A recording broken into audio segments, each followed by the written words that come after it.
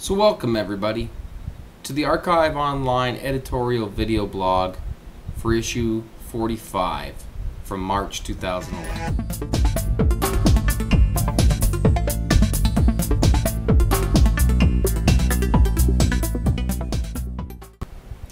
So let's get down to it. At the outset, a few thoughts from the editor by RKYV. And for those of you who might be curious what kind of tunes I was listening to when I wrote this editorial, here's a quick snippet. Hey, well, I'm the friendly stranger in the black sedan. Won't you hop inside my car? Vehicle from Ides of March. Trust me, YouTube it. It's pretty cool.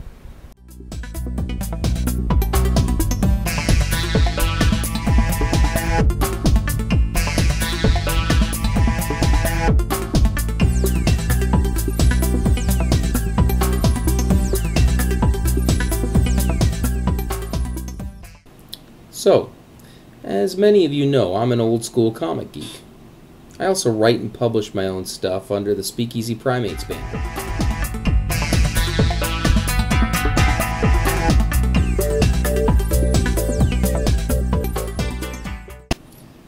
In the last few years, with an economy that's been spiraling down the drain, I've noticed this art form struggling to stay alive.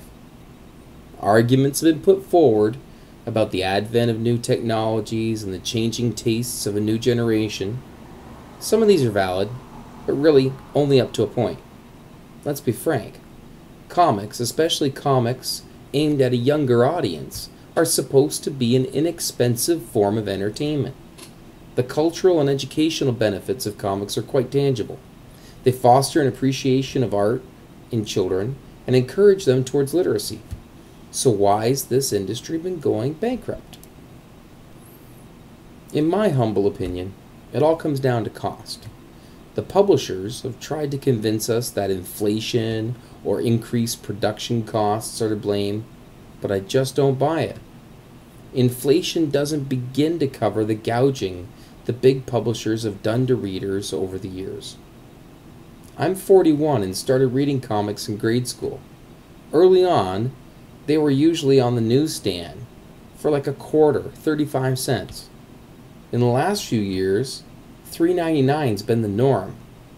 That's an almost 1,500% increase. Yes, paper and print quality have improved. Yes, creators are paid more nowadays. But please, in no industry would consumers accept that type of increase. And so the industry stopped marketing to children. It made the disastrous decision to put all of their eggs in one basket. Keep marketing to that older generation. Essentially give up on ever gaining new readers and just hope the ones you have A, continue to buy, and B, don't die on you. That's an insane way to run a business. Now, absolutely, it was right to take advantage of older fans and market some books with more adult themes and content towards them. However, the industry's massive print runs in the old days were built on marketing to kids. And without each generation of kids growing up loving the medium, there are no older fans to buy the more expensive books. It was a bankruptcy spiral just waiting to happen.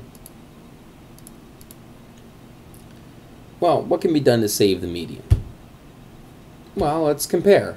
When I was a child, and I went to the store with my 50-cent allowance, my brothers would spend their entire allowance on chocolate bars, whereas I would buy a comic book and still have some money left over for a little bit of penny candy or licorice. Now think about that. Chocolate bars have gone up in price as well, from 50 cents to an average $1.50 in most places. They were once more expensive than comics, and are now less than half the price of a comic book. That's a huge factor when trying to develop a younger audience. In fact, with the push on to stop kids from having sugary sweets, you'd think comic companies would use this as a marketing strategy for an entire line of Marvel or DC $1 comics. These could be situated right next to the checkout stands again, specifically to give parents an alternative treat when out shopping. If they want to have another generation fall in love with this medium, they'd better start getting creative. In fact, we could dub this campaign Comics Instead of Candy. And the books could be printed on a cheaper type of paper. Heck, if you want to go back to a more pulp-style paper 4-color edition of Superman at $1 a pop, you could probably sell 1 million copies and make your profit via volume.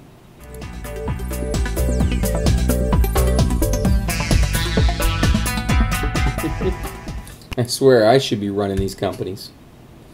But I digress. This issue of Archive is chock full of art-lit goodness.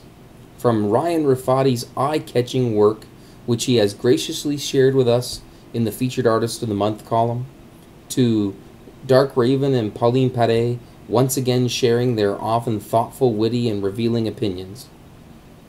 As well, returning poets Francis Nichols Vargas, Wanda Van Hoy Smith, Stephen Campbell, and hey, yours truly, provide some new poetic verse for you to hopefully enjoy. Now, I'd be sorely remiss if I didn't take a moment here to thank the talented artists credited throughout this edition who've shared their amazing work with us.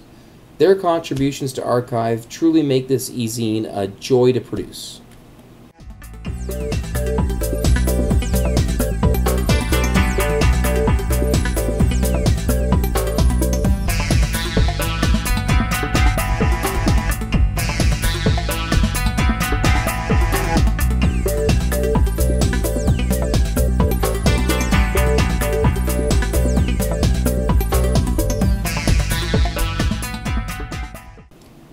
Now, for those of you looking for more archive entertainment than we can fit into a PDF, look no further.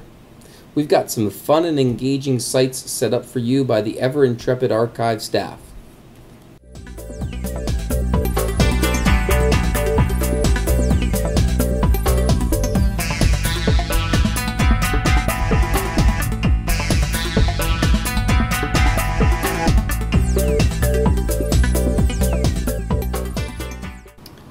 Well, folks, that's about all out of me for this time around. It's time to shut my yap and let you enjoy the zine.